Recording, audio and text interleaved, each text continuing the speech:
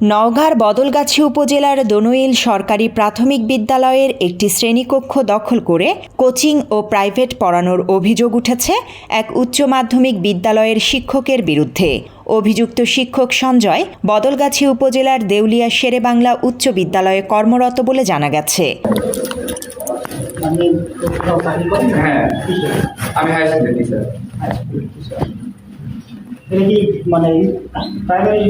Primary school কিন্তু এই রুমগুলো ব্যবহার হয় না, ওই সাইডের রুমগুলো ব্যবহার হয়।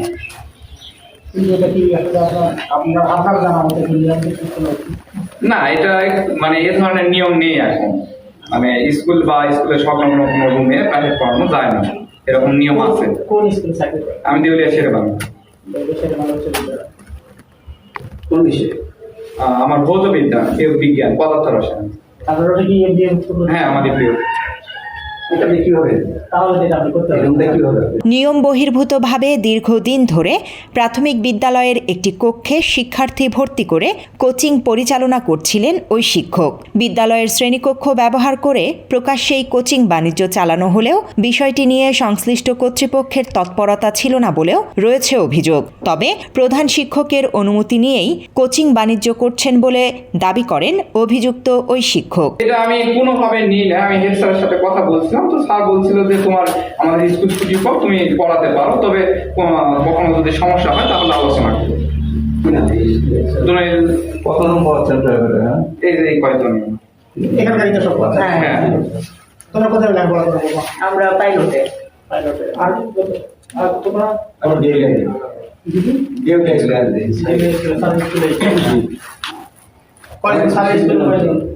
আমাদের হেড স্যারের সাথে একটা মাসিক যে আমি একটা বাল্ব চলার একটা ফ্যান চলার। হেড স্যারের নাম্বার হেড স্যারের নাম্বার আমার কাছে নেই। কত টাকা মাসিক কত টাকা? এই কি সাল ফোন দেওয়া হেড স্যারের নাম্বার মাসে আমাদের হয়তো ওইভাবে আমরা কখনো 100 টাকা, কখনো 120 টাকা, যেভাবে হয় এভাবে দিয়ে দেওয়া হয়। বিদ্যালয়ের প্রধান শিক্ষক আক্তারুজ্জামানের সহযোগিতায় প্রাইমারি স্কুলের শ্রেণীকক্ষ কোচিংয়ের জন্য ব্যবহার করা হচ্ছিল বলে জানায় খোদ শিক্ষার্থীরাই। পর্যন্ত আমি পাইট করছি সঞ্জয় কুমার। প্রাইমারি স্কুলে তোমরা পড়তেছো কেন? আমরা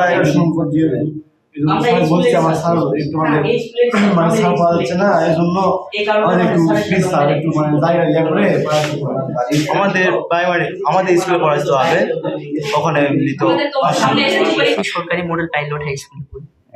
আমরা এখানে তাই মানে হচ্ছে আমরা মানে দুইজন আমরা প্রথমে স্টার্ট করছিলাম 3 মাস থেকে। তথ্য বলছে এমপিওভুক্ত প্রতিষ্ঠানের শিক্ষক সরকারি শিক্ষা প্রতিষ্ঠানের শ্রেণীকক্ষ ব্যক্তিগত কোচিং বাণিজ্যের কাজে ব্যবহার করা সম্পূর্ণ নিয়ম বহির্ভূত। এমনকি সরকারি বিদ্যালয়ের শ্রেণীকক্ষে কোচিং বাণিজ্য করার কোনো পদ্ধতি নেই। কোচিং বাণিজ্যের সাথে জড়িত থাকলে বিধি মোতাবেক ব্যবস্থা গ্রহণের কথাও জানান বদলগাছি উপজেলা মাধ্যমিক শিক্ষা অফিসার মুহাম্মদ শফিউল আলম। মানে যথারীতি যদি এটা প্রমাণিত হয়, যদি করে থাকে, আর বিশেষ করে 10টা থেকে 4টার ভিতরে যদি কোনো কোচিং বাণিজ্য কোনো যে কোনো ব্যবসার সাথে জড়িত থাকে, তাহলে এটা প্রমাণিত হলে বিধি মোতাবেক প্রয়োজন ব্যবস্থা গ্রহণের জন্য আমি ঊর্ধ্বতন কর্তৃপক্ষকে অবহিত করব। স্যার, কদিন ধরে কোমরে ব্যথা।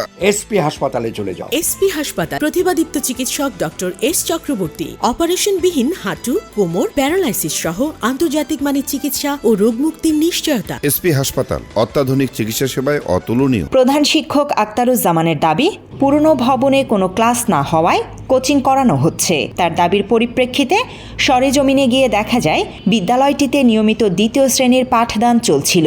এ নিয়ে কথা বলতে চাইলে প্রধান শিক্ষক আক্তারুজ্জামান বিষয়টি এড়িয়ে গিয়ে সাংবাদিককে সরাসরি দেখা করতে বলেন। আমি পড়াশোনার ব্যাপারে পড়াই, এইটুক আমি জানি। আমার পুরাতন ভবন, ওটা পরিত্যক্ত ভবন না, ওখানে গিয়ে দেখেছি ওখানে ক্লাস হয়। ওখানে ওই দিনের তারিখও ছিল, মানে ওই দ্বিতীয় শ্রেণীর সম্ভবত ক্লাস হয় ওখানে। ঘটনা হচ্ছে সরকারি ভবন, আপনি ওখানে কিভাবে দিলেন তাকে কোচিং করার জন্য? মানে কার কাছ থেকে অনুমতি নিয়েছেন?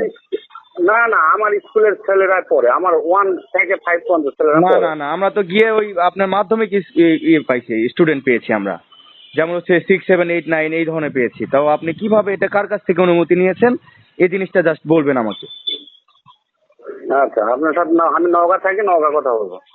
আমি মোবাইলে কোনো কথা বলবো না, মোবাইলে অনেক থাকি, বলবো না। আচ্ছা। ঠিক আছে, মোবাইলে বলবেন না।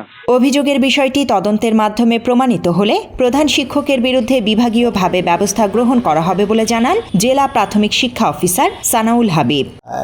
এই অভিযোগের আপনারা যেটা দিয়েছেন সেটা আমি দেখব, দেখে আমি তদন্ত করে এটা যদি প্রমাণিত হয় তাহলে বিভাগীয় ব্যবস্থা গ্রহণ করা হবে। News desk, Bangla addition.